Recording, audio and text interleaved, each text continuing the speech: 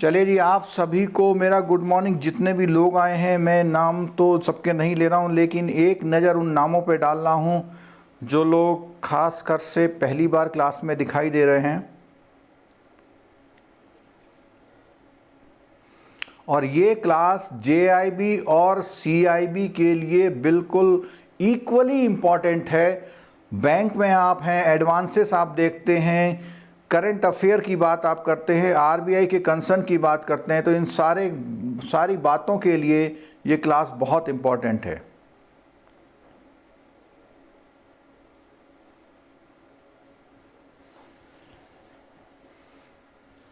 आ जाइए, 67 लोग हो चुके हैं, आ जाइए आप लोग। और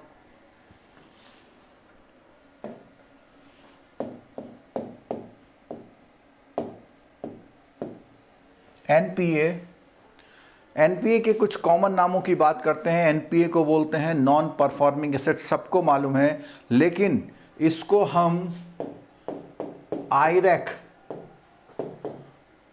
नॉर्म्स के नाम से भी जानते हैं, और इसका एक नाम और है प्रूडेंशियल नॉर्म्स।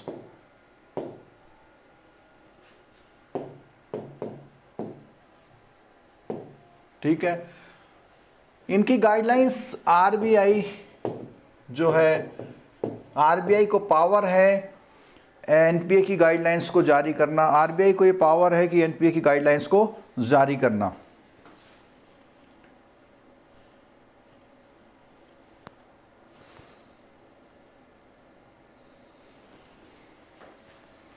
ठीक है, और अगर मैं इसकी पर्टिकुलर बात करूं, आईरेक की बात करूं, तो आईरेक की बात मैं करता हूं। आईरेक का मतलब क्या है? Income recognition and asset classification.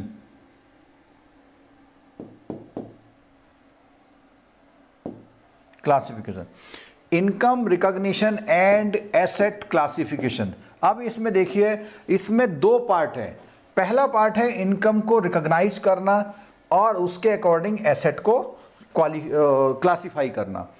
तो यहां दोनों बातें आती हैं कि बैंक एनपीए कॉन्सेप्ट पे क्यों काम करता है। एक तो सबसे पहले अपनी इनकम को रिकॉग्नाइज करने के लिए उसको हेल्पफुल होता है, दूसरा अपने एसेट को क्लासिफाई करने, कैटेगराइज करने या उसको कोई भी स्टैंडर्ड में नाम देने को, इसलिए वो प्रोसेस करता है। ठीक है, 91-92 से इस कॉन्सेप्ट की शुरुआत इंडिया में हुई थी, RBI ने स्टार्ट किया था। और उससे पहले इसी का एक फॉर्म होता था। बैंक में जितने भी लोन होते थे उनको हेल्थ कोड से मेंशन करता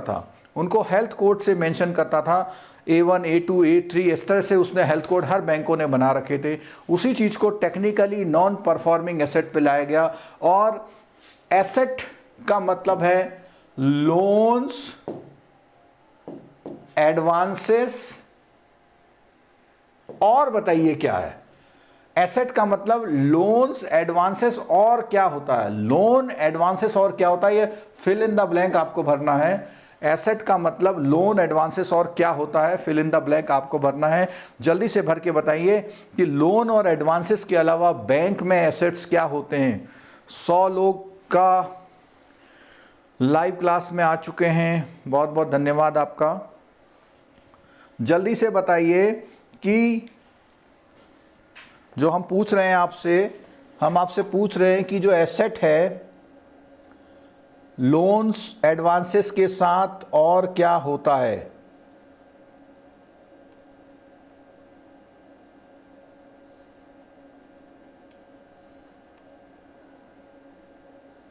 आपको आंसर करना है, लोन्स, एडवांसेस के साथ और एसेट को क्या बोलते हैं। कोई आंसर नहीं आया मेरे पास, लग रहा है।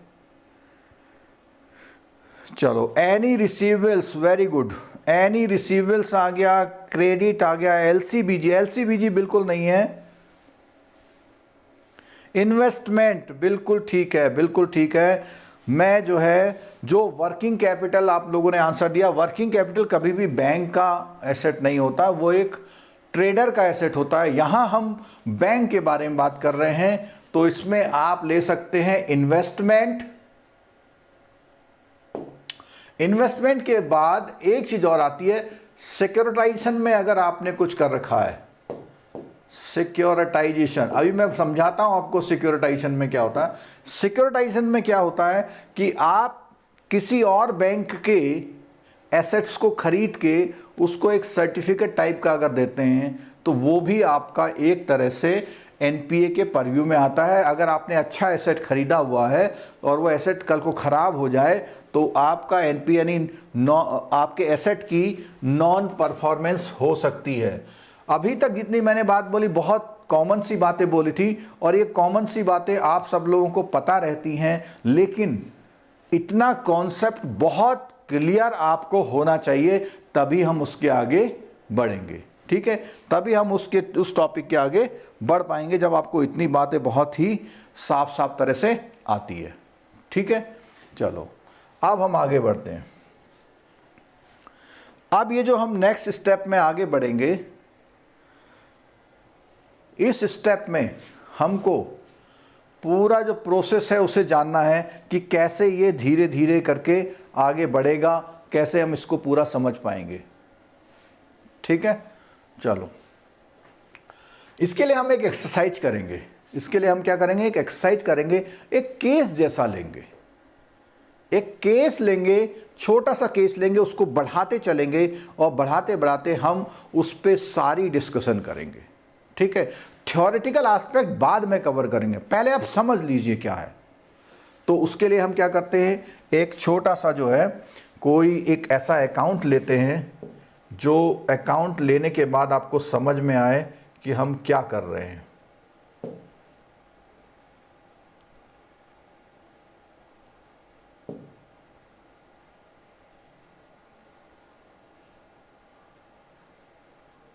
चलिए इस स्क्रीन को हम यूज़ करते हैं और इसमें देखते हैं कि आपको समझ में आ रहा है या नहीं आ रहा है।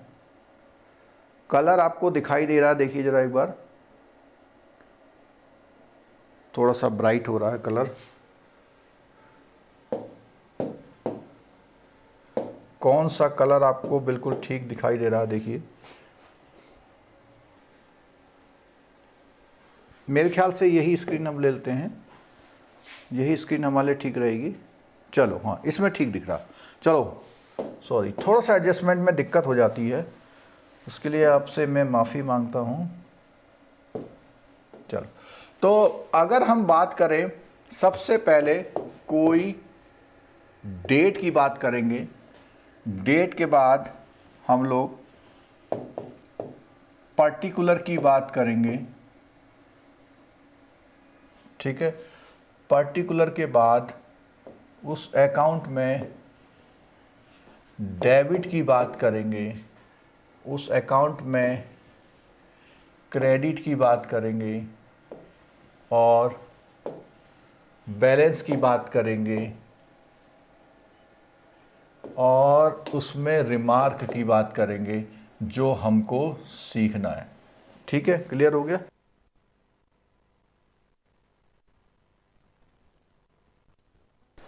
हेलो, थोड़ा साउंड चला गया था,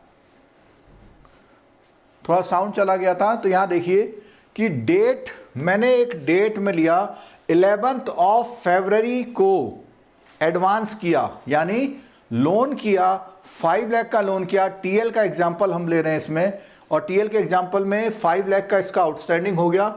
अब उसके बाद एक यहाँ पे इस एंट्री मैंने छोड़ दी, लेकिन एक एंट्री मानी कि मेरी ईएमआई ड्यू है 10,000 रुपये 10 मार्च 20 को। 10 मार्च 20 को एक ईएमआई ड्यू हो गई। तो इसमें आपको बताना है कि इसमें कौन सा एक्शन लगेगा।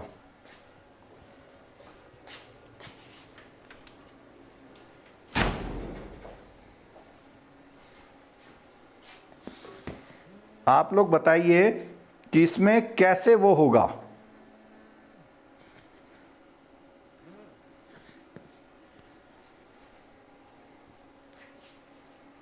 बताइए इसमें यहां पे कौन सी एक एंट्री आएगी तो मैं लिख देता हूं, इसमें एंट्री आएगी इंटरेस्ट की। कौन सी आएगी? इंटरेस्ट की। क्यों आएगी? क्योंकि मंथ एंड पर आपको इंटरेस्ट इसमें अप्लाई करना है, और आपको पता है कि इस बार फरवरी जो थी वो 29 की थी, और मैं ऐसा सोचता हूं कि मेरा इसमें इंटरेस्ट सपोज कीजिए 20,000 का होता है। देखिए ये जो मैं चार्ट यहां बना रहा हूं, इस चार्ट में आपके सारी प्रॉब्लम दूर होंगी, इस चार्ट में आपकी सारी प्रॉब्लम दूर हो जाएंगी। ठीक है, तो यहां पर, और ये केस में जो डेट्स ली हैं उस डेट्स का रीजन बिल्कुल साफ साफ है कि कैसे होगा। ठीक है, अब बात आती है ईएमआई ड्यू की। किसकी बात आती है? ईएमआई ड्यू की। क्लियर हो गया? तो अगर उसकी ईएमआई ड्यू हुई है तो मैं यहां पर कौन सी एंट्री डालूं? आप लोग बताइए कि मैं यहां पर कौन सी एंट्री डालूं। तो आप लोगों के आंसर के अकॉर्डिंग यहां पर या तो ये ईएमआई आ सकती है या नहीं आ सकती है, और हम एनपीए कॉन्सेप्ट को समझने के लिए ये मान रहे हैं कि ये ईएमआई नहीं आई, ये ईएमआई नहीं आई। अगर ये ईएमआई नहीं आई है तो हम इसको ये मान रहे हैं कि इसकी ये ईएमआई नहीं आई है। तो अगर ईएमआई नहीं आई है तो यहां ध्यान रखिएगा, यहां इस अकाउंट को क्या बोलेंगे? देखो इससे ऊपर यहां पर कोई भी नो ओवरड्यू। ठीक है, इस डेट में इस अकाउंट को बोलेंगे ड्यू। ये ध्यान रखिएगा, जब आप एनपीए कैलकुलेट करते हैं तो ये ध्यान रखिएगा, इस जगह पर हम बोलेंगे ड्यू। क्या बोलेंगे? इस जगह पर हम ड्यू बोलेंगे। इस जगह पर क्या बोलेंगे? हम इसको ड्यू बोलेंगे।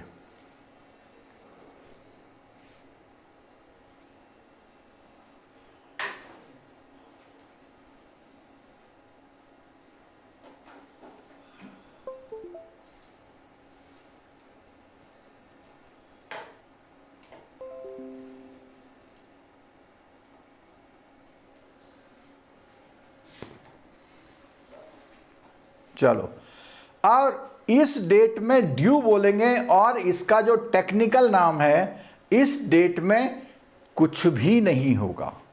कई लोगों ने मुझे आंसर दे दिया एसएमए 0 बिल्कुल नहीं होगा, बिल्कुल नहीं होगा एसएमए 0। कब होगा? सुनिए, अगर 10 मार्च को ऐसा हुआ, चलिए, तो इसके बाद जो नेक्स्ट ऑप्शन आता है, यहां पर नेक्स्ट ऑप्शन आता है 11 तारीख, 11 मार्च 20 को। 11 मार्च 20 को बैंक इस अकाउंट को एक स्टेटस देगा, और उस स्टेटस का नाम है ओवरड्यू। क्या है? ओवरड्यू। और ओवरड्यू का ये फर्स्ट डे है। ओवरड्यू का कौन सा डे है? फर्स्ट डे है। अगर ये ओवरड्यू का फर्स्ट डे है तो यहां पर इस अकाउंट को हम SMA 0 नाम देंगे। एग्रीड हैं आप लोग? यहां पर इस अकाउंट को हम SMA 0 देंगे।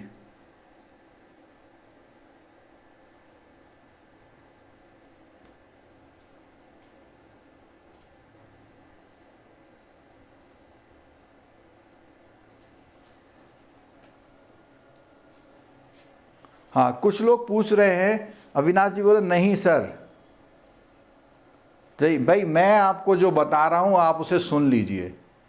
ठीक है, आप अपना कॉन्सेप्ट रखिए, क्रॉस चेक करिए, अगर कहीं गलती है तो आप उसको प्रूफ के साथ वो करिए। इसीलिए जो मैं एक्सरसाइज ले रहा हूं, ये एक्सरसाइज प्रॉपर वो कर रहा हूं। ठीक है,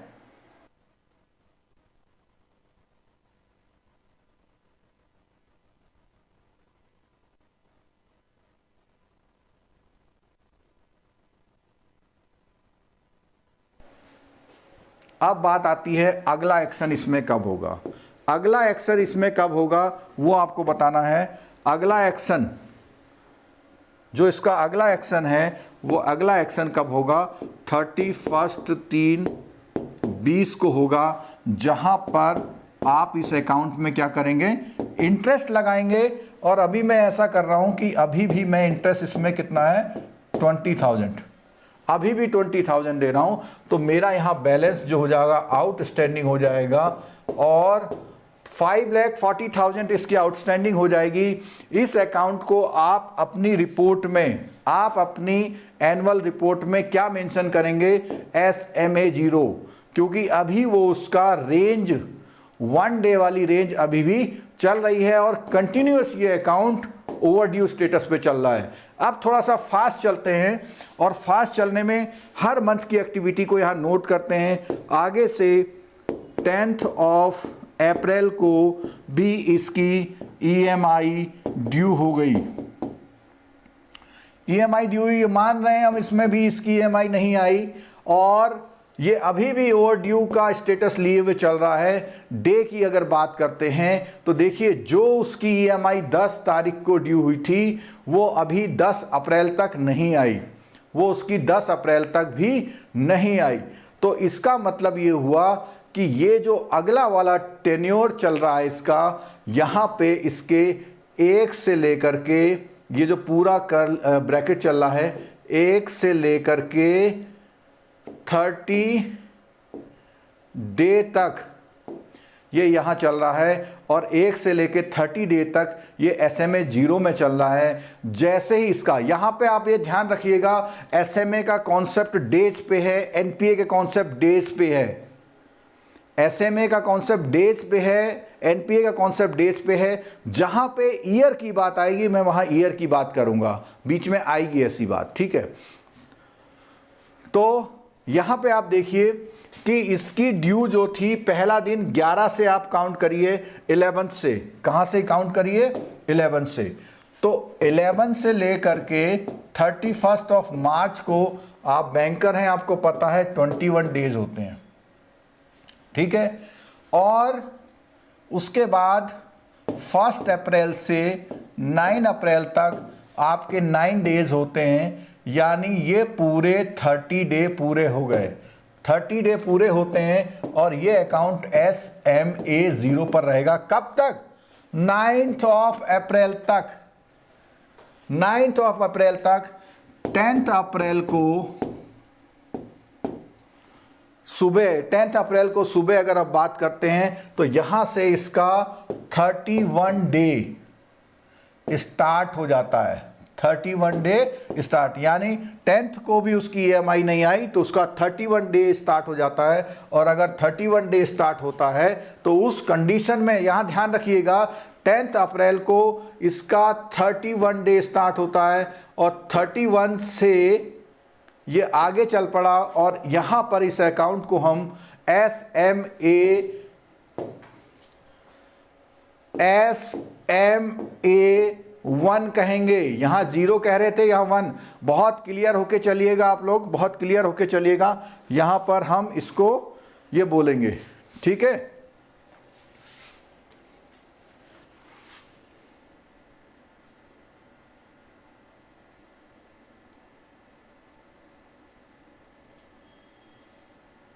क्लियर सबको हो रहा है बिल्कुल। इस एग्जाम्पल को बहुत क्लियर करके चलिए, कोई डाउट मत रखिएगा प्लीज़, मेरी रिक्वेस्ट है, कोई डाउट मत रखिएगा इसमें। चलो, यहाँ पे SMA0 यहाँ तक, अगर मैं यहाँ से लाइन कहूँ यहाँ तक, ये मैं रेड येलो लाइन से कर देता हूँ,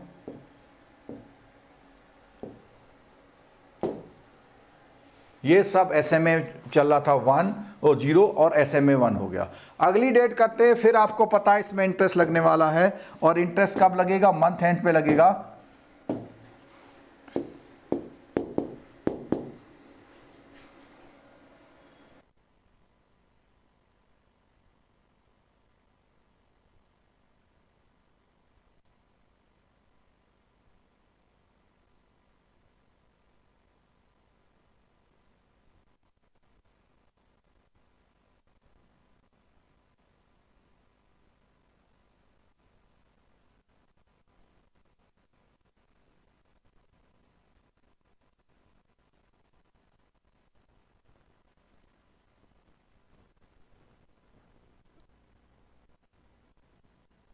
अब डेट आ गई है 30 अप्रैल को, इसमें भी एक इंटरेस्ट लग गया और आपका आउटस्टैंडिंग हो गया है 5,60,000।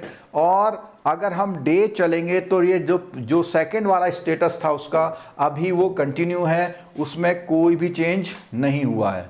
और फिर हमारा एक डे आता है, दैट इज वो है हमारा 10th ऑफ मई। वो क्या है हमारा 10th ऑफ मई। अगर वो 10th ऑफ मई है तो उस कंडीशन में इसमें क्या होगा,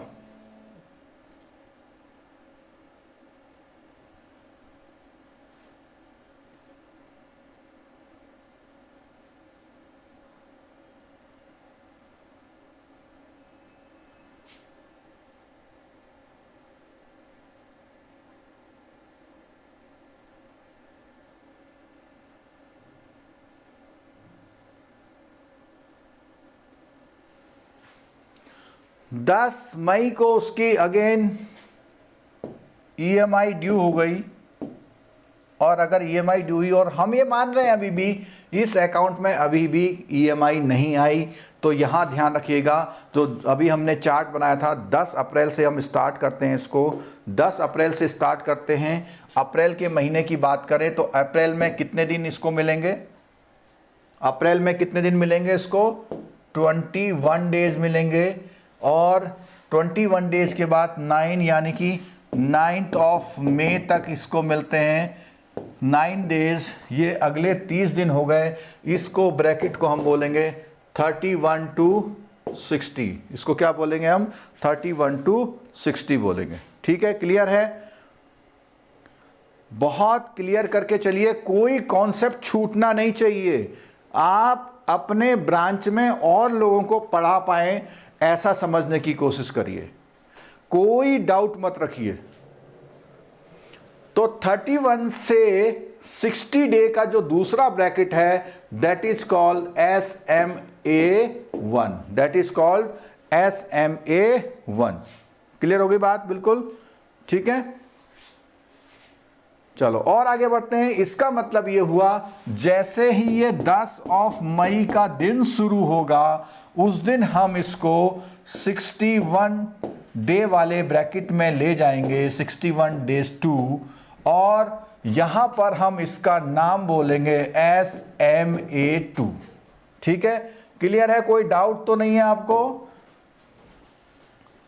10/5 में इसका जो नेम है, हम लोग इसके नेम को, एक तो पहली बात यह है कि SMA2 बोलेंगे, और इसका जो ब्रैकेट है, ये जो डेज का ब्रैकेट है वो यहाँ से अगला शुरू हो जाएगा 61 to 90 डेज में चला जाएगा, 61 to 90 डेज में चले जाएगा। ठीक है, अच्छा, इसकी 3 जो EMI है वो 3 EMI डिफॉल्ट हो चुकी हैं, तो इसको हम NPA कब बोलेंगे, तो 61 to 90 डेज। यहां तक ये कैटेगरी जो है इसकी, यहां तक जो कैटेगरी है ये पूरी SMA कैटेगरी है, SMA कैटेगरी है, चाहे हम SMA 0 कहें, SMA 1 कहें या SMA 2 कहें। अब इसके ये देखते हैं 90 डेज कब होते हैं, इसके देखते हैं 90 डेज कब होते हैं। तो 90 डेज देखिए, मई की बात करते हैं। मई में इसको मिल रहे हैं 31 तक, 10th अगर से ले 10th से लेंगे 31 तक, 10th से 31 तक लेंगे तो 22 डेज यहाँ मिल रहे हैं इसको। और 20 डे के बाद 8, 5, 20 तक इसको 8 दिन और मिल रहे हैं, ये 30 डे यहाँ पर पूरे हो जा रहे हैं,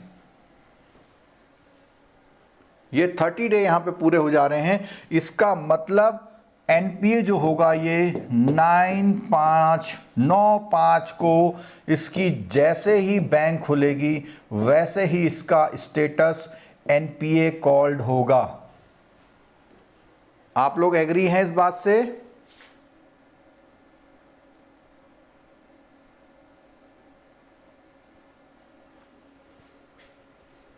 आप लोग एग्री हैं इस बात से? सॉरी, ये 9/6 होगा,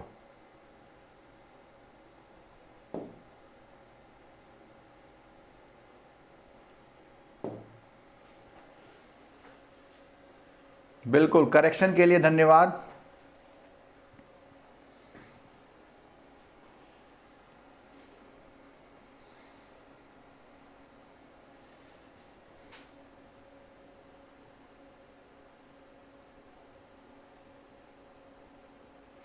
ऐसा एनपीए कोई नहीं पढ़ाएगा। एक एक एंट्री को लेके चल रहे हैं आप, ये देखिए एक एक अकाउंट को बना रहे हैं हम यहां पे, ठीक है। तो अभी क्या है देखो, जो यहां पे डेट आई थी, यहां पे एक डेट थी हमारी, कौन सी डेट थी, 31 ऑफ मई। यहां एक डेट थी 31 ऑफ मई। इस 31 ऑफ मई में, इस 31 ऑफ मई में क्या हम इसका इंटरेस्ट लगाएंगे या नहीं लगाएंगे, आपको आंसर करना है। ये जो एंट्री है वो होगी या नहीं होगी, आप लोग आंसर दीजिए। क्या 31 मई को इसमें कोई एंट्री होगी या नहीं होगी?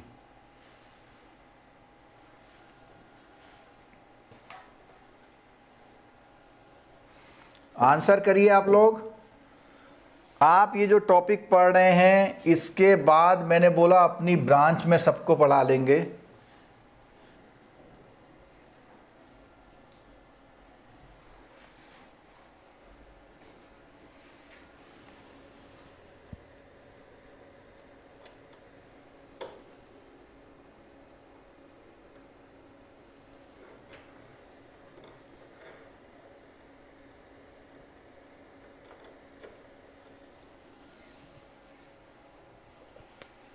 कोई आंसर नहीं आया, चलो। किसी ने बोला होगा, किसी ने बोला नहीं होगा, किसी ने बोला इंटरेस्ट लगेगा नहीं लगेगा। तो हम आंसर कर देते हैं इंटरेस्ट बिल्कुल लगेगा। क्योंकि अभी तक ये अकाउंट SMA-2 कैटेगरी में चल रहा है, लगेगा बिल्कुल। और यहां पर हम इंटरेस्ट इसमें अप्लाई कर देते हैं, और अप्लाई करते हैं, देखिए इंटरेस्ट, और यहां पे चलो थोड़ा सा इंटरेस्ट बढ़ा देते हैं, तो ये हो जाएगा 582। क्लियर हो गई बात? और अभी भी ये इस कैटेगरी में चल रहा है। अब जैसा कि हमने यहां बताया था कि ये अकाउंट आपका, ये अकाउंट 9/6 को एनपीए हो रहा है। ये अकाउंट कब आपका एनपीए हो जा रहा है? 9/6 को अगर ये अकाउंट एनपीए हो जा रहा है, तो हम 9/6/20 को, 9/6/20 को, ये जो ब्लॉक बना रहा हूं मैं, इन ब्लॉक का मतलब समझिए कि इस ब्लॉक में इस अकाउंट का स्टेटस ये, जैसे ही 9 तारीख आएगी, 9 तारीख में ये अकाउंट यहां पर कैटेगराइज हो जाएगा एनपीए में। ये अकाउंट यहां पे एनपीए कैटेगराइज हो जाएगा। और 30 जून को यहां पर नो इंटरेस्ट हो जाएगा, यहां पर कोई भी इंटरेस्ट नहीं लगेगा, और ये अकाउंट ब्रांडिंग हो जाएगा एनपीए का, और इसका 5 लाख, ठीक है।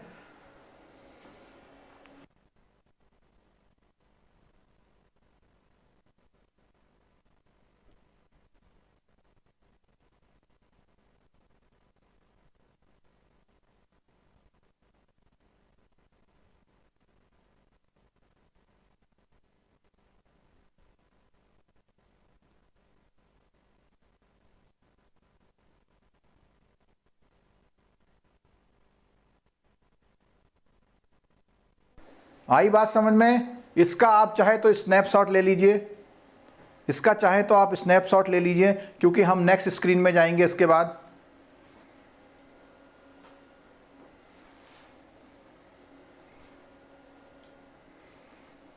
इसका आप चाहिए तो स्नैपशॉट ले लीजिए, जिससे आप स्टडी कर पाए।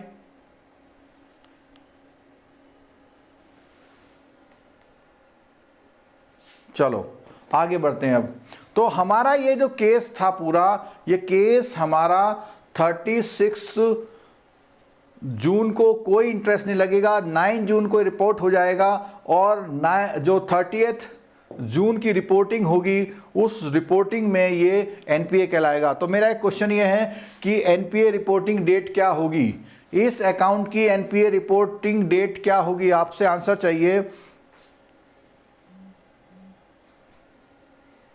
अश्वनी कुमार जी 9 जून को 89 डेज होंगे, ये मैंने आपको यहाँ बता दिया था। यहाँ देखिए, अगर इसमें कोई मेरी मिस्टेक है तो उसको आप करेक्ट कर दीजिए।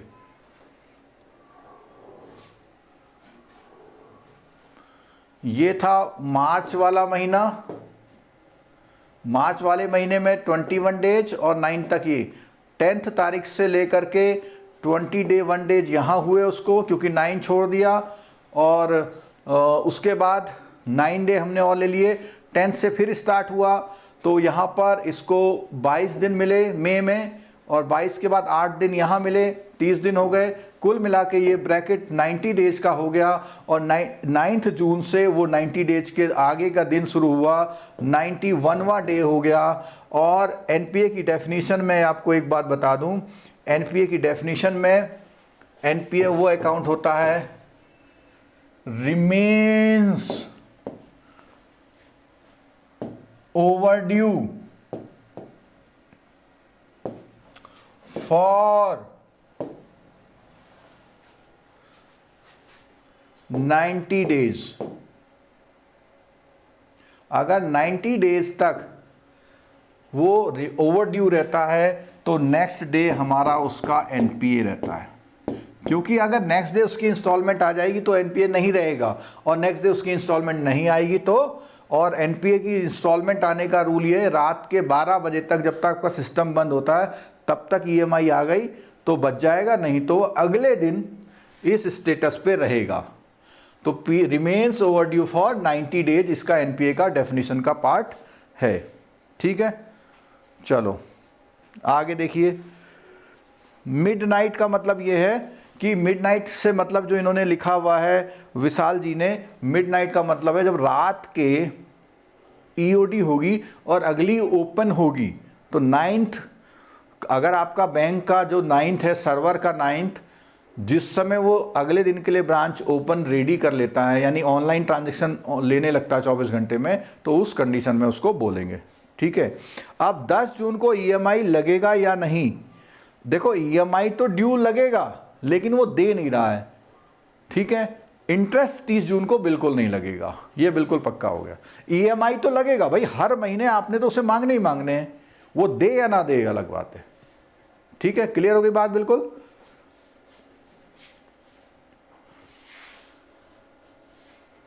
चलो और आगे बढ़ते हैं। अब इसमें अब एक बहुत इंपॉर्टेंट कॉन्सेप्ट मैं पूछ रहा हूं आपसे। क्या पूछ रहा हूं, देखिए,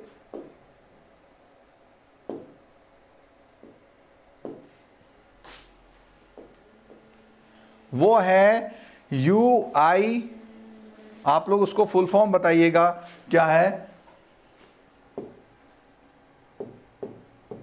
पहली बात, यूआई क्या है? UI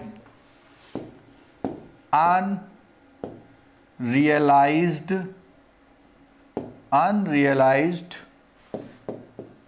interest. अब रियलाइज्ड क्या होता है? रियलाइज्ड का मतलब होता है मिल जाना बैंक को, और अनरियलाइज्ड का मतलब होता है बैंक को नहीं मिलना।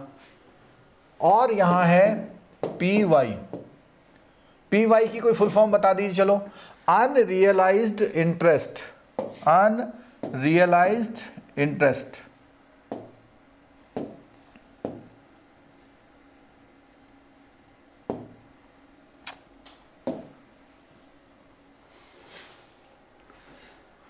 Unrealised interest. चलो, पीवाई की फुल फॉर्म मैंने पूछी थी, आपने कोई आंसर नहीं है। पैनल इंटरेस्ट, वाह वाह वाह, गुड। नितिन जी ने प्रयास किया और उसका आंसर दिया पैनल इंटरेस्ट। सपोज कीजिए यही क्वेश्चन आ जाए आपके एनपीए में, तो आप क्या करेंगे? 166 लोगों में से कभी तक सही आंसर नहीं आया।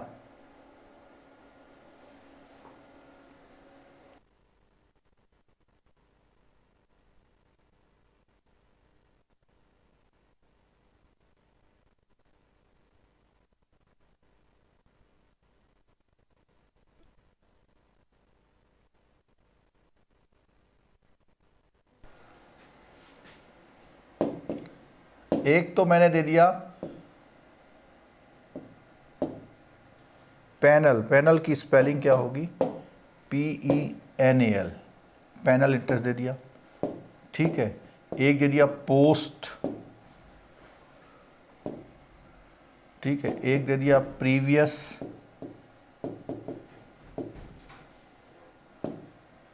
और एक हो गया पास्ट, ठीक है।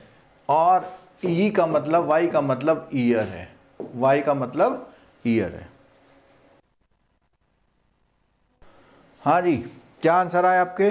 चलो अब आंसर बहुत सारे आ गए। Previous year, payment year, accrued interest, previous year, ठीक है।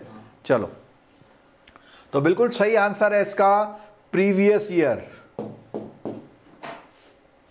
Unrealise interest of previous year, UIPY। और ये है अनरियलाइज इंटरेस्ट और ये है अनरियलाइज ऑफ प्रीवियस। तो हमारे इस एग्जाम्पल में आपको बताना है ये कौन सा होगा। जरा आप मेरे को इस वाले इसमें आंसर में बताइए कि UI कितना है और UIPY कितना है। इस एग्जाम में, इस एग्जाम्पल में आपको बताना है कि कितना UI है और कितना UI है और कितना UIPY है। कैलकुलेट करके बताइए।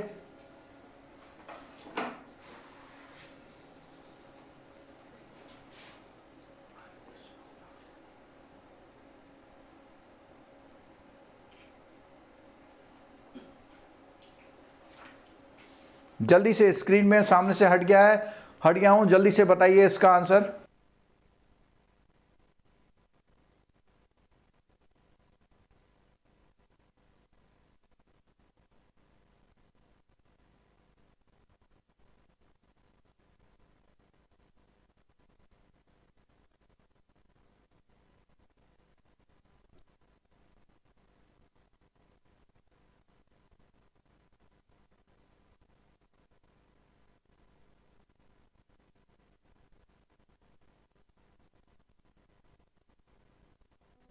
हाँ जी, बहुत सारे आंसर आ गए, वेरी गुड। आप लोग न्यूमेरिकल के नाम पे कुछ काम कर रहे हैं, बहुत अच्छी बात है।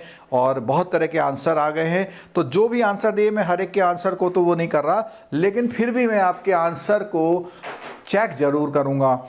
तो चेक मैं कैसे करूँगा, देखो, जो मैं वायलेट कलर से कवर करूँगा, वायलेट कलर को मैं UI बोलता हूँ। क्या बोलता हूँ? UI, unrealise interest. देखो, उस बंदे ने एक भी EMI नहीं दी है, तो एवरी इंटरेस्ट इज UI, यानी 82,000। 82,000 अनरियलाइज इंटरेस्ट क्या हुआ? 82,000।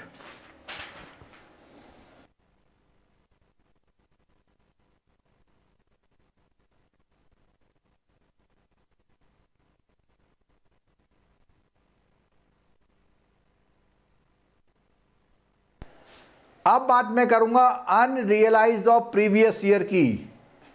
अब मैं बात करूंगा अनरियलाइज्ड ऑफ प्रीवियस ईयर की। इसको मैं ग्रीन कलर से लिखता हूं, UIPY, और वो होता है बहुत साफ साफ ये, वो होता है बहुत साफ साफ ये। ठीक है, क्लियर हो गई बात। और आगे बढ़ते हैं हम इस केस में। हम इस केस में और आगे बढ़ते हैं। अब एक केस ऐसा करते हैं कि सपोज कीजिए यहां पर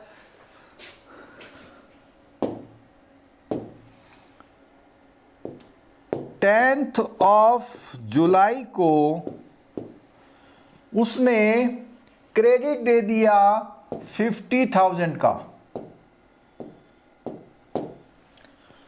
और इसका बैलेंस यहां पर हो गया 5,32,000। तो आपको यह बताना है कि 10th ऑफ जुलाई को जब ये आपको 50,000 रुपए दे रहा है तो इस अकाउंट में क्या फर्क पड़ने वाला है। हाँ जी बोलिए, इस 50,000 रुपए की EMI आने पर इस अकाउंट में क्या फर्क पड़ने वाला है। चलिए मैं बताता हूं आपको।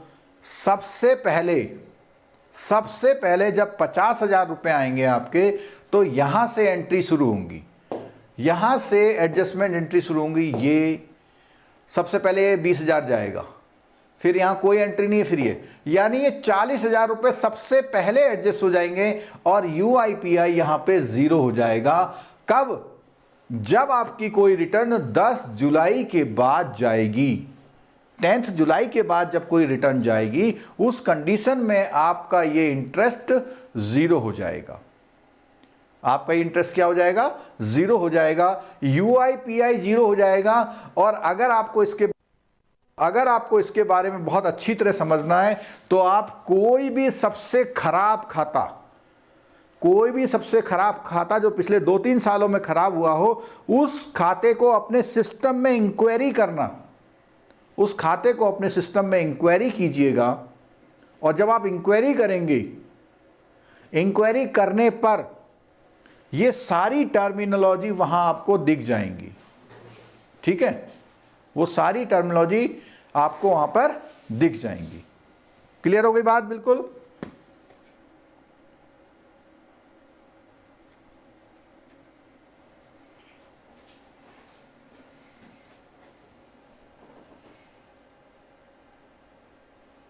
चलो, अब बात आती है कि ये 50,000 रुपए से इसको और क्या फर्क पड़ेगा। भाई एनपीए के स्टेटस में क्या फर्क पड़ेगा, ये तो हमें बात समझ में आ गई। यूआईपीआई का स्टेटस, एनपीए के स्टेटस में इसमें क्या फर्क पड़ने वाला है। ठीक है, तो एनपीए के स्टेटस में इसमें कोई भी फर्क पड़ेगा या नहीं पड़ेगा इसकी बात है। तो अभी तो उसका केवल इंटरेस्ट आया है, केवल इंटरेस्ट आया है। लेकिन यहां पर 50,000 रुपए दिए थे, तो 40,000 रुपए का इंटरेस्ट और 10,000 रुपए की इसमें से ईएमआई आ गई। ठीक है, 10,000 रुपए की ईएमआई आ गई और उसका बैलेंस हो गया 532। तो अब आप देखेंगे कि ये 532 जो बैलेंस है वो उसका इस जो डेट थी उससे पहले का है। यहां ध्यान रखिए जरा कि जब हमारी ईएमआई ड्यू हुई थी, वहां पर ये वाली पहली ईएमआई ड्यू हुई थी, तो इसमें थोड़ा सा एक करेक्शन मैं कर रहा हूं। जो 50,000 में से 10,000 रुपए हैं वो इस वाली ईएमआई के रिकवर होंगे, यानी ये चीज पूरी हो गई आपकी। 50,000 रुपए पूरे हो गए और इसका बैलेंस जो है ये 540 से कम हो गया। 540 से कम हो गया। जिस दिन 540 बैलेंस था उसका आज की तारीख में 540 से कम हो गया। इसका मतलब इस डेट में जो ये अकाउंट है ठीक हो गया। लेकिन इसी 10 तारीख को इसी 10 तारीख को उसकी ईएमआई भी ड्यू हो गई। तो ये जो ईएमआई उसकी यहां आनी थी, यहां रिकवर हो गई लेकिन फिर ड्यू हो गई। तो इसके स्टेटस में कोई भी फर्क नहीं पड़ेगा। ये 10 तारीख को भी एनपीए रहेगा, 10 जुलाई को भी एनपीए रहेगा। अगर इसका अमाउंट इस 50 के अलावा 60-70 कुछ आता, अगर इसका अमाउंट 60-70 आता, तो उस कंडीशन में ये अकाउंट एनपीए से बिल्कुल बाहर हो जाता। क्यों? ध्यान रखिएगा क्यों। देखो यहां ध्यान रखिएगा, 1 ईएमआई, 2 ईएमआई और 3 ईएमआई, ये 3 ईएमआई ड्यू है उसकी। लेकिन उन 3 ईएमआई में से उसका बैलेंस जो है थोड़ा सा कम है, क्योंकि हम कह रहे हैं 60,000। तो लास्ट 3 ईएमआई, मोटा मोटा हिसाब होता है कि लास्ट 3 ईएमआई किसी अकाउंट में ड्यू हैं, तो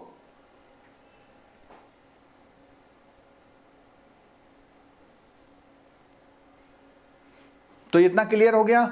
हमने ये भी बता दिया आपको यूआई क्या होता है, यूआईपीवाई क्या होता है। अब हम एक बात करते हैं आईएनसी की। क्या बात करते हैं हम? आईएनसी की। आईएनसी की फुल फॉर्म लिख दीजिए जब तक मैं आईएनसी के बारे में बता रहा हूं।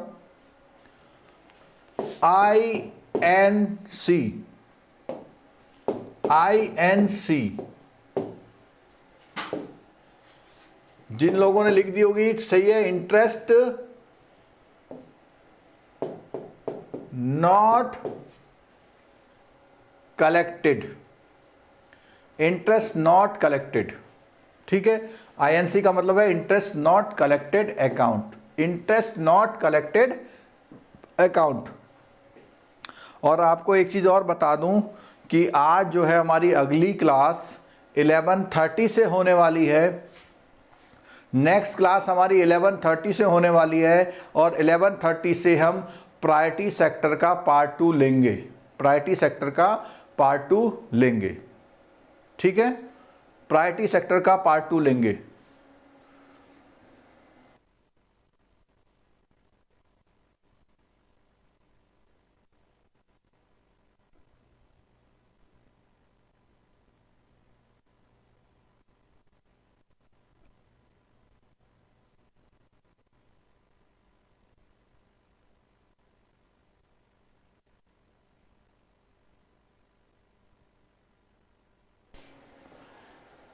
इंटरेस्ट नॉट कलेक्टेड अकाउंट क्या होता है? इंटरेस्ट नॉट कलेक्टेड अकाउंट वो होता है जो हम इंटरेस्ट किसी में लगा देते हैं और वो रिकवर नहीं हुआ, तो हम अपनी बैलेंस शीट को सही करने के लिए क्या करते हैं। देखिए, इसको समझने के लिए एक छोटा सा एग्जांपल बता रहा हूं।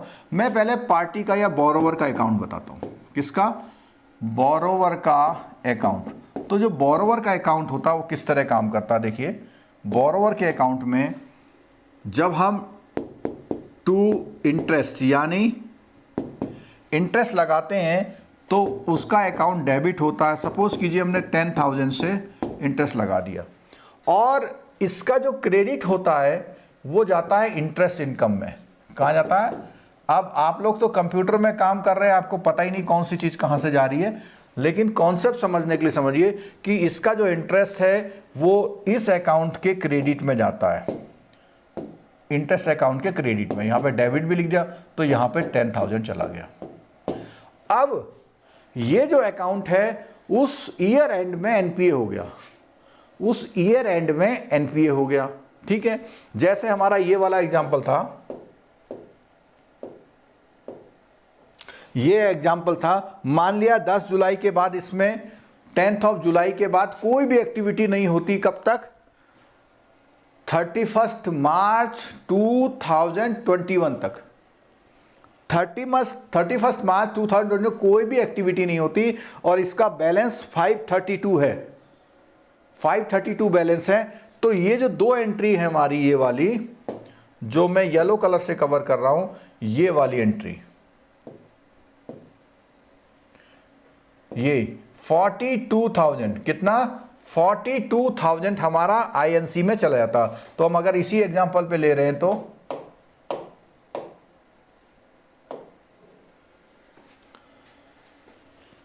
42,000 जो हमने एग्जांपल लिया हुआ है 31 मार्च 21 को कहां चला जाता? आईएनसी में चले जाता, ठीक है।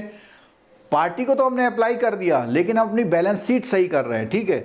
अब ये तो डेट हुई हमारी रेगुलर वाली, लेकिन अगर इस एंट्री का आईएनसी में एंट्री जा रहा है तो कैसे जाएगा? देखना, इसी एंट्री को हम यहां पे एक और अकाउंट खोलते हैं, आईएनसी का अकाउंट खोलते हैं, और ये जो हमने झूठ मूठ का क्रेडिट दिया था अपनी इनकम में, क्योंकि वो तो आया नहीं, तो ये 31 मार्च को 21 को इस अकाउंट को डेबिट करेंगे। कितने से? इस एग्जांपल की अगर बात करते हैं तो 10,000 से हम लोग क्या करेंगे?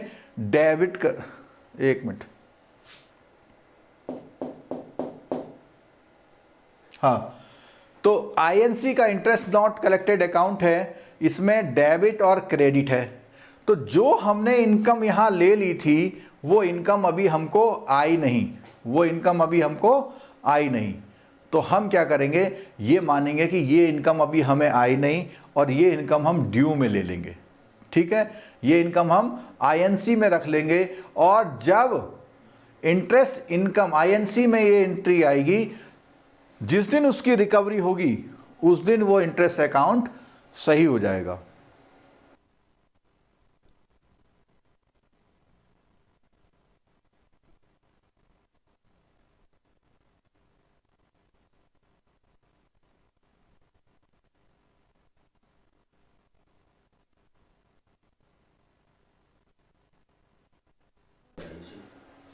ठीक हो गया।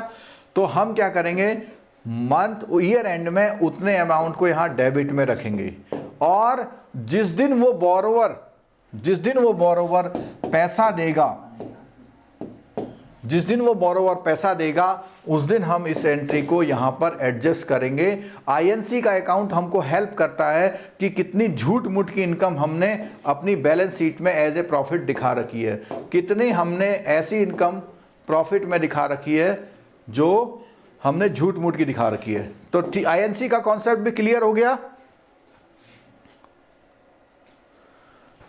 हाँ जी, 11:30 पे आज ही होगी।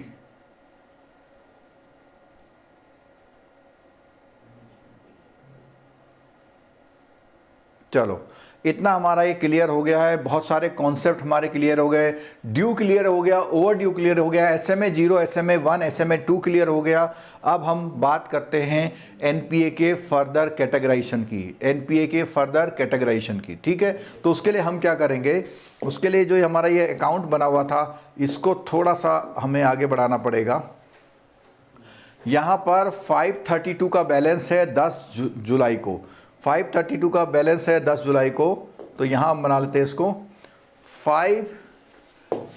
10th ऑफ जुलाई को 532 का बैलेंस है, और ये हमारा जो फर्स्ट एनपीए क्रिएट हुआ था वो 9th ऑफ जून को हुआ था। 9th ऑफ जून को कैटेगराइज हुआ था हमारा ये अकाउंट, कैसे, एनपीए का। और जब एनपीए कैटेगराइज हुआ यहाँ पर, इस एनपीए का जो पहला नाम है वो पहला नाम हम लोग यहाँ लिखेंगे सब स्टैंडर्ड। यहाँ सुन लीजिएगा, यहाँ पे भी आपके डाउट हैं, खासकर से जो न्यूमेरिकल वाले हैं। तो केस स्टडी आपके जेआईबी में ऐसी आती है, एक अकाउंट ऐसा है उसमें किस नहीं दी, ऐसा हुआ वैसा हुआ, तो आपको समझना है। ठीक है,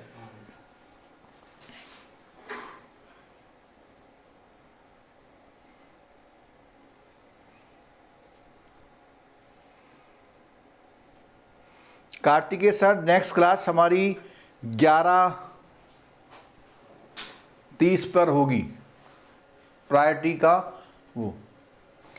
तो यहाँ इसका नाम सब स्टैंडर्ड होगा, और आगे हम चलते हैं। सब स्टैंडर्ड स्टेटस इंजॉय होता 1 ईयर के लिए। यहाँ से आपका डे वाला कॉन्सेप्ट खत्म हो गया, यहाँ 1 ईयर के लिए स्टेटस रहेगा। तो 1 ईयर 9th जून को अगर ये एनपीए होता है तो इसका 9th जून से लेकर के 9th जून से लेकर के कौन सी जून को,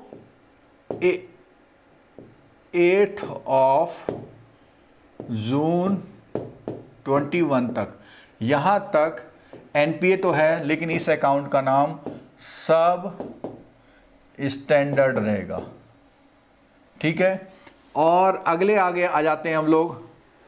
9th ऑफ जून तक से 21 से इस अकाउंट का नाम, कैटेगरी जो ब्रॉड कैटेगरी है, इस अकाउंट की जो ब्रॉड कैटेगरी है, उस अकाउंट की ब्रॉड कैटेगरी में इसका नाम रहेगा डाउटफुल।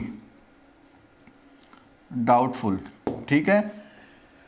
और डाउटफुल की जो पहली कैटेगरी है D1 बोलते हैं, जिसमें भी 1 ईयर का, D1 में भी 1 ईयर का एंजॉयमेंट है, 1 ईयर का स्टे पीरियड है। तो इसका मतलब ये हुआ कि 9th से लेकर के 8th जून ऑफ 21 तक ये डाउटफुल 1 में रहेगा। फिर 9th जून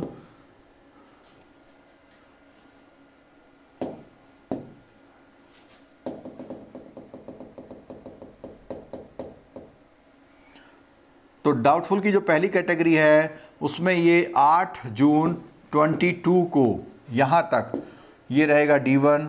फिर उसके बाद 9th जून 22 से लेकर के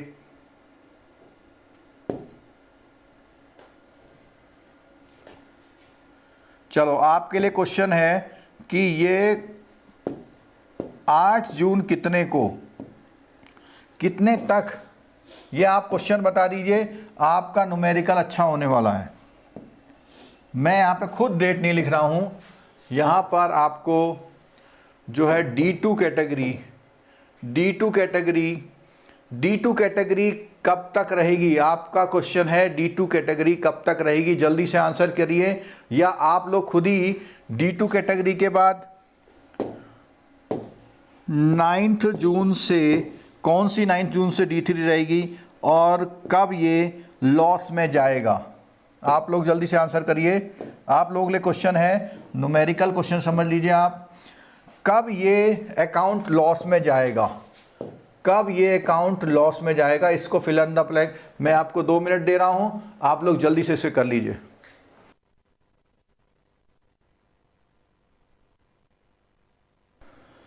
चलिए, तो जो आंसर दिया है अब मैं यहां बोलता हूं। सबसे पहले मैं यहां कुछ लिख रहा हूं, सबसे पहले मैं यहां पे कुछ लिख रहा हूं। क्या लिख रहा हूं ये देखना कि ये स्टेटस एंजॉय होता है 2 ईयर के लिए। पहली बात, ये स्टेटस एंजॉय होता है 2 ईयर के लिए, और 2 ईयर के लिए अगर एंजॉय होगा तो 22 से लेके 23 और 23 से लेके 24।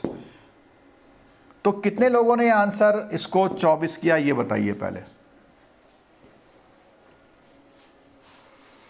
बिल्कुल, प्रोनीता ने सही आंसर दिया है। बिल्कुल, प्रोनीता ने बिल्कुल सही आंसर दिया है। और लोगों ने ऊपर एक जगह आशीष जी ने भी सही आंसर दिया, विनय जी ने भी सही आंसर दिया है, बहुत सारे लोगों ने सही आंसर दिया। सबका नाम नहीं ले रहा हूं, लेकिन जिन लोगों ने भी गलत आंसर दिया है वो समझ लीजिए, वो समझ लीजिए कि क्या गलती कर रहे हैं।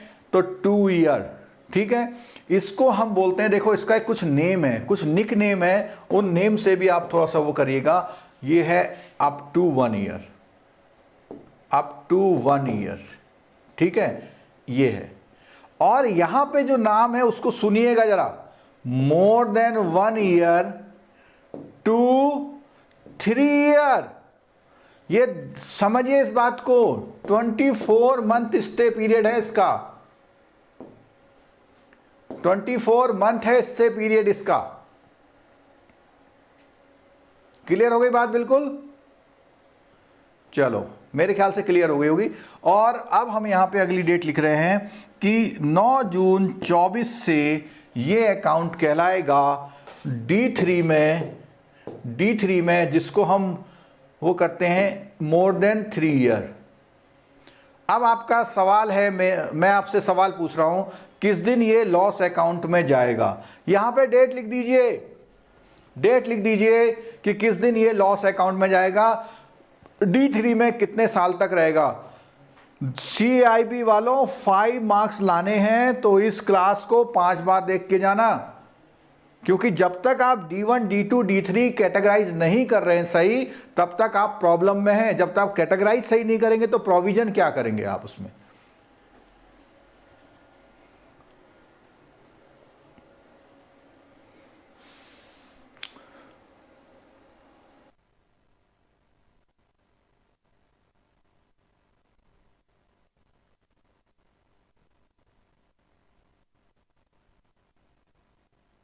बहुत सारे आंसर्स आ रहे हैं, जिसमें कई सारे आंसर्स को मैं क्लियर करूंगा।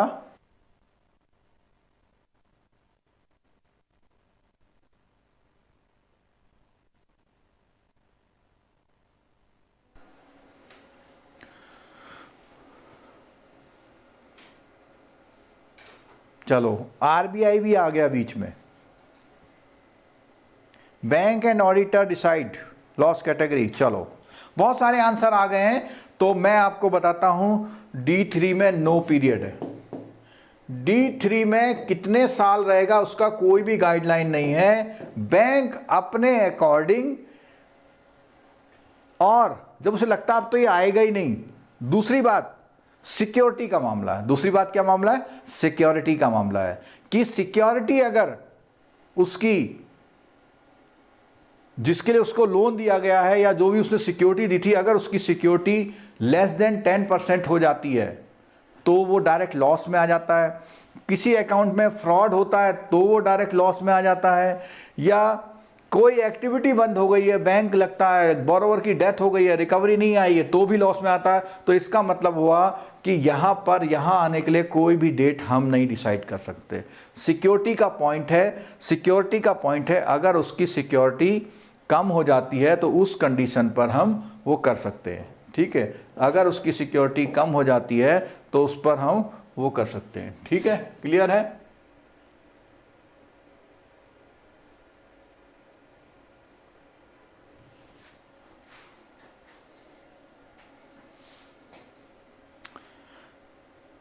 अब एक पूछा, औका और रिकॉल एसेट किसको कहेंगे? औका और रिकॉल्ड एसेट किसको कहेंगे? चलो, इसका बहुत अच्छा क्वेश्चन आपने पूछा है, रिकॉल्ड एसेट और औका किसे कहेंगे। देखो इसमें मैं बता देता हूं आपको। आप लोग जब क्वेश्चन पूछते हैं तो मुझे जो है अपने पुराने दिन याद आते हैं, और ये जितनी टर्मिनोलॉजी है मैंने अपने हाथ से पेन से एक एनपीए अकाउंट में काम किया हुआ है, इसलिए मुझे ये बिल्कुल क्लियर कॉन्सेप्ट है। जब एनपीए बैंकों में लग रहा था, लागू हो रहा था, तो उस समय मैंने बैंक ज्वाइन किया था 1995 में। तो उस समय बिल्कुल मैनुअल काम होता था, रिटर्न्स बनती थी, सब पता है हमको। ठीक, तो पूछा औका। औका का मतलब है advance under collection, advance under collection, और एक है रिकॉल्ड एसेट, रिकॉल्ड एसेट। ठीक है, औका क्या होता है? जितने भी हमारे लॉस अकाउंट्स होते हैं उनको हम औका में ट्रांसफर करते हैं कि भैया वहां से किताब से हट गए, बैलेंस शीट से हट गए, लेकिन अगर ये पैसा आ जाए मेरे पास तो मेरी कमाई हो जाएगी उतनी, क्योंकि लॉस तो बियर कर लिया आपने बैलेंस शीट में। और रिकॉल एसेट समझिए, रिकॉल एसेट में कोई स्टैंडर्ड अकाउंट है। कौन सा अकाउंट है?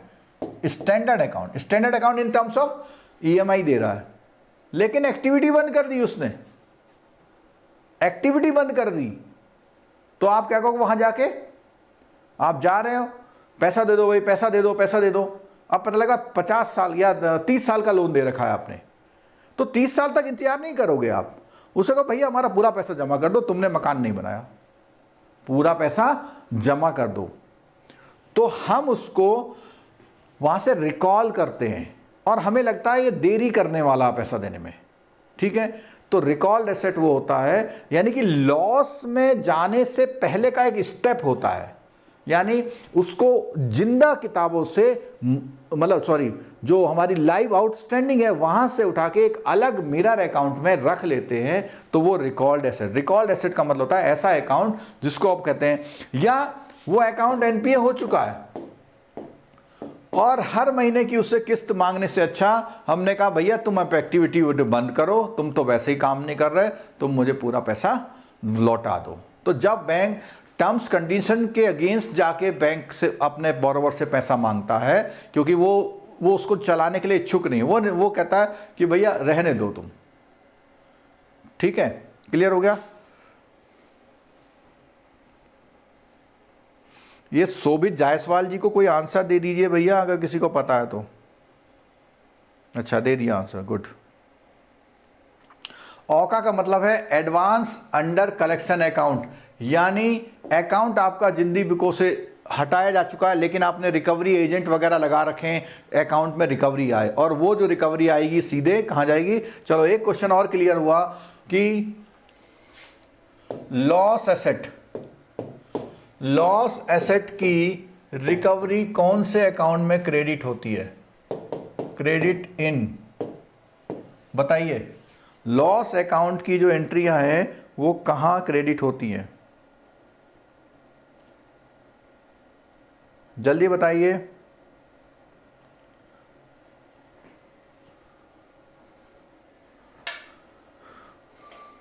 हाँ, सिबिल में भी रिफ्लेक्ट करेगा कलेक्शन अकाउंट।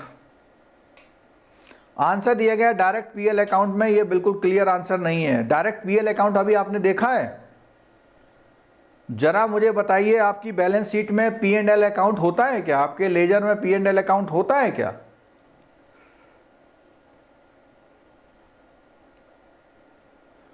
बड़ी मजे की बात है, अभी तक सही आंसर नहीं आया। या जितने आंसर आ रहे हैं आप लोग स्क्रीन पे देख लीजिए, जब आप एग्जाम देने जाएंगे तो सारे ऑप्शन दिखेंगे जो आपने आंसर दिए हैं, लेकिन अभी तक सही आंसर नहीं आया। प्रॉफिट और लॉस अकाउंट में एंट्री कोई भी नहीं होती। प्रॉफिट और लॉस अकाउंट सिर्फ ईयर एंड पर खुलता है, ठीक है। कोई नहीं बता पाया, गुड। मैं इसको अलग कलर से लिख रहा हूं, चार्जेज अकाउंट। कहां? चार्जेज अकाउंट में। बैड अकाउंट भी कोई होता है भाई? Provision account? ओहो, इंटरेस्ट नहीं, सब गलत है। चलो अब मेरे आंसर से अगर एग्री हैं तो बोलिए। अगर मेरे आंसर से एग्री हैं तो बताइए। कोई भी लॉस अकाउंट की, औका अकाउंट की, रिकॉर्ड एसेट की, रिकॉर्ड एसेट में नहीं, रिकॉर्ड एसेट में तो होता है हम उससे मांग लेते हैं, लेकिन हमारी जिंदे बुकों में चलता है वो। चलो एग्री है। चार्जेज अकाउंट में रिकवरी जाती है। हाँ, अब बात आई प्रॉफिट ऑफ लॉस अकाउंट का क्लैरिफिकेशन देता हूं। चार्जेज अकाउंट में जो भी प्लस माइनस होता है वो सीधे सीधे आपके प्रॉफिट और लॉस अकाउंट को इफेक्ट करता है, ठीक है। राइट ऑफ अकाउंट का कॉन्सेप्ट बिल्कुल बताएंगे, अभी तो हमें बताना ही है राइट ऑफ अकाउंट का। देखो, जब आपका अकाउंट लाइव बुक्स से हटाया जाता है, रिमूव किया जाता है, तो रिमूव करने के लिए उसको हवा में नहीं उड़ाते। मान लिया 5,80,000 का बैलेंस है, तो 5,80,000 रुपये चार्जेज अकाउंट को डेबिट किया जाता है। समझ में आई बात? तो यही अकाउंट वो अकाउंट है जिसको डेबिट करोगे। मान लिया मैंने 580 का एक अकाउंट बताया आपको, और उस अकाउंट को क्रेडिट कर दोगे और वो बैलेंस शीट से, यानी बैलेंस शीट से रिमूव हो जाएगा ये अकाउंट। यहाँ आई बात समझ में? इसीलिए राइट ऑफ अकाउंट की रिकवरी, लॉस अकाउंट की रिकवरी, या जो भी आपके ऐसे अकाउंट जो जिंदगी किताबों से हट चुके हैं उन, और लॉस अकाउंट की रिकवरी जो होती है वो राइट ऑफ करके उस दिन कर दी जाती है, अपनी बैलेंस शीट से हटा दिया जाता है। लेकिन जब भी आएगी तो चार्जेस में क्रेडिट होगा, और जिस दिन हम राइट ऑफ करते हैं उस दिन चार्जेस को डेबिट। यानी ये इसमें इसलिए जाती है क्योंकि वो खर्चा हमने उठाया था वो हमारे चार्जेज अकाउंट से ही उठाया था, तो चार्जेज अकाउंट से ही उठाया था, इसलिए उसे। सेटलमेंट के लिए राइट ऑफ अकाउंट में कितना अमाउंट? सेटलमेंट में जितना मिल जाए उतना ले लो। आपने देखो 5,80,000 डेबिट किया राइट ऑफ में, अब मान लिया उसने 3 लाख में सेटलमेंट हुआ, तो 3 लाख ले लो और चार्जेज अकाउंट में डाल दो, 2,80,000 गए, कुछ नहीं हो सकता उसके। आयरेक नॉर्म्स क्या है सर? बहुत बढ़िया क्वेश्चन आया है। आयरेक नॉर्म्स क्या है? ये है आयरेक नॉर्म्स, ये है आयरेक नॉर्म्स, ये है income recognition and asset classification. तो इनकम रिकॉग्निशन में हम बोले थे realise interest, unrealise interest, that is income recognition. Asset classification substandard, पहले तो हमने बोला स्टैंडर्ड अकाउंट, ठीक है, और स्टैंडर्ड के बाद एनपीए में सब स्टैंडर्ड, D1, D2, D3 और लॉस अकाउंट। एक चीज़ और क्लियर कर दूं मैं आपको, यहाँ ये जो अकाउंट है यहाँ पे, ये अकाउंट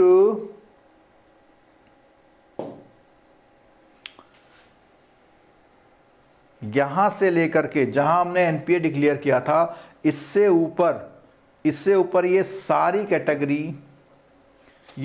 कैटेगरी स्टैंडर्ड अकाउंट की कहलाती है, स्टैंडर्ड अकाउंट की कहलाती है। ठीक है, क्लियर हो गया बच्चों? कोई डाउट? प्रूडेंशियल राइट ऑफ क्या होता है? प्रूडेंशियल राइट ऑफ, आज क्या जी आपके क्वेश्चन बड़े मतलब टफ होते हैं, ठीक है। प्रूडेंशियल राइट ऑफ क्या होता है? प्रूडेंशियल का मतलब होता है जो आरबीआई के अकॉर्डिंग गाइडलाइंस से राइट ऑफ किया गया हो, यानी हमारे जो आयरेक नॉर्म्स है उसके अकॉर्डिंग राइट ऑफ मस्ट है जिसका, उनको हम प्रूडेंशियल राइट ऑफ बोलते हैं। और जिसको बैंक अपने विवेक से कर लेता है तो वो प्रूडेंशियल नहीं हुआ। हाँ बिल्कुल, प्रोविजन भी होगा, इसका जो नेक्स्ट पार्ट होगा उसमें प्रोविजन क्लियर होगा। सेटलमेंट सिविल को अपडेट करेगा क्या? बिल्कुल करता है। सिविल में कोई सेटलमेंट होता है आपका, तो पहले आपने राइट ऑफ आया तो राइट ऑफ लिखा आएगा, फिर आपने सेटलमेंट करा लिया तो राइट ऑफ सेटलमेंट लिखा आएगा, फिर आपने उसी अकाउंट को क्लोज भी कर दिया तो लिखा आएगा राइट ऑफ क्लोज। तो क्या लिखा जाएगा? Right of close. क्लियर हो गया बिल्कुल? सब स्टैंडर्ड कब होता? बहुत अच्छा क्वेश्चन। ये जो एनपीए है, ये एनपीए बहुत ब्रॉड कैटेगरी का नेम है, और एनपीए जब होता है कोई भी अकाउंट तो उसको हम, ये सारे अकाउंट एनपीए हैं, ये सारे अकाउंट हमारे क्या हैं? एनपीए हैं। और इन्हीं अकाउंट को सबसे पहला नाम दिया गया है सब स्टैंडर्ड, फिर उसके बाद D1 कैटेगरी आ गई है, और उसके बाद D2, D3, D और लॉस अकाउंट। ठीक है, क्लियर हो गया? तो इतनी बातें क्लियर हो गई है। अगर अभी भी कुछ बातें आपकी क्लियर रह रही हैं, अभी भी कुछ बातें आपकी जो है रह जाती हैं, तो वो उसकी हमारी सेकंड पार्ट होगा। उस सेकंड पार्ट में आप लोग ज़रूर रहिएगा। उसके लिए आप लोग जो है मोबाइल ऐप को सब्सक्राइब कर लीजिए। मोबाइल ऐप के स्टडी मटेरियल में कल कई लोगों का, बच्चों का मैसेज आया कि आप मोबाइल ऐप में इसको अपडेट नहीं करते हैं। मैं दिखा देता हूं आपको, मोबाइल ऐप में इसको हम कहां अपडेट करते हैं। देखिए, जब आप अपना मोबाइल ऐप खोलते हैं, जब आप अपना मोबाइल ऐप खोलते हैं, उस मोबाइल ऐप के यहाँ ये लेफ्ट में 3 बटन दबाइए। यहाँ पे स्टडी मटेरियल लिखा हुआ आ रहा है, स्टडी मटेरियल को दबाइए। स्टडी मटेरियल को जब आप खोलेंगे तो यहाँ वीडियो लिखा हुआ आ रहा है, वीडियो पे क्लिक करिए। वीडियो पे यहाँ लिखा हुआ free live classes for JIB December exam, आप इसको क्लिक करिए। और इसमें कुछ रीसेंट वाले वीडियो जो हमारे लाइव क्लास के थे वो हैं। और उसके बाद क्या होगा, ये धीरे धीरे पुराने वाले वीडियो हटा दिए हमने। तो हमने जब बोला था free live class mobile app download करिए, तो हमें मैसेज आया कि आप झूठ बोलते हैं, गलत बताते हैं। तो वो क्यों बोल रहे हैं? उन्हें पता ही नहीं कहाँ पर है वो चीज़। अगर आप कोर्स के अंदर जाके स्टोर में देखेंगे तो वहाँ पेड मांगेगा। अगर आप स्टडी मटेरियल में जाके देखेंगे तो आपसे वो पेमेंट नहीं मांगेगा। वहाँ पे डेली वाली 2-4 क्लासेस आपको दिखाई देंगी। अगर आप फॉलो कर सकते हैं तो कर लीजिए। मैंने आपको बार बार कहा है, आप मुझे कुछ भी बुरा भला कह लीजिए, आपका स्वागत है। और अगर मैं बात करूं फ्री की, तो हम फ्री में भी दे रहे हैं। और अगर कोई भी क्लास ना मैं कराऊं तो आप मेरे को ज़रूर बोलिएगा कि फ्री करके नहीं दे रहे हैं। हाँ, सेकंड चीज़ बिल्कुल साफ साफ बता दूं कि जो पेड वर्जन है वो भी अवेलेबल है। पेड वर्जन की फैसिलिटी अलग है, और नॉन पेड वालों के कोर्स में काफ़ी कुछ करा रहे हैं। और जो हमारा पेड वर्जन में है उसमें पुराने वीडियो, कुछ एडिशनल वीडियो, कुछ और फैसिलिटी भी मिल सकती है। कहीं कहीं किसी उसमें वो है। एथिक्स की क्लास भी होगी, टॉपिक सारे वो करेंगे।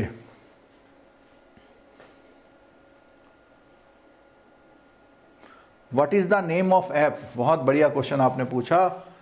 इस क्वेश्चन का जवाब है, क्वेश्चन है नाइफ। अच्छा, आप लोगों को एक चीज बताता हूं मैं। चलो, आज कोई भी क्लास में छोड़िएगा, एक बड़ी मजेदार बता देता हूं। नाइफ बैंकर्स कॉलेज, जिन लोगों को ऐप नहीं मिलता वो हमें इस नंबर पर व्हाट्सएप कर दीजिए। इस नंबर पर व्हाट्सएप कर दिए, हम लिंक भेज देंगे, तुरंत हो जाएगा। और ये जो है इसके मोबाइल ऐप के कोर्स में एक फर्दर कुछ और डिस्काउंट चालू हो गया है, एंड ऑफ सीजन वाला।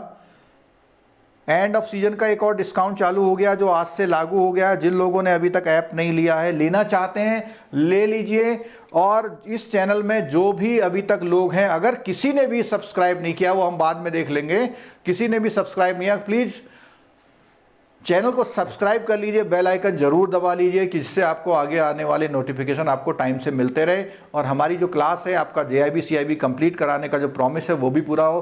क्योंकि हम चाहते हैं जिस दिन आप पेपर दे के आएँ तो हमें इतने फ़ोन आने चाहिए कि हम फ़ोन उठाने में असमर्थ हो जाएँ। ठीक है, क्लियर? चलो, तो मैं आपको ये बता रहा, ये नाइफ क्या है? नाइफ क्या है? नाइफ इज नेशनल इंस्टीट्यूट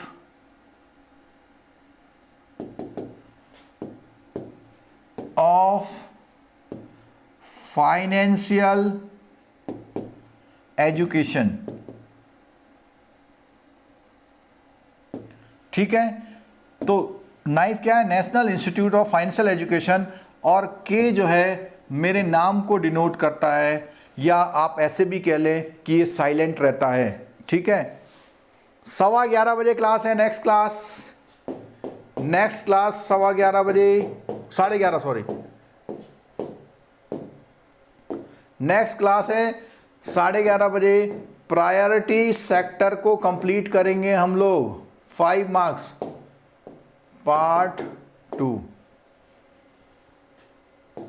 अभी लिंक हम आपको शेयर भी कर देंगे थोड़ी देर में, ठीक है। तो क्लियर है, आज की क्लास को हम यहीं वो कर रहे हैं। ये जो मोबाइल ऐप है हमारा, इस कोर्स से आगे काफ़ी जाने वाला है, क्योंकि इसमें हम और एक्टिविटी अभी हम शुरू कर रहे हैं। YouTube में पेमेंट करके ज्वाइन मत करिए, उसमें आपको नुकसान होगा। पर मंथ का पैकेज है, केवल YouTube वीडियो मिलेंगे उसमें, और अगर आप मोबाइल ऐप में रहते हैं तो मोबाइल ऐप में और फैसिलिटी मिल जाएगी। चलिए, thank you very much, thank you.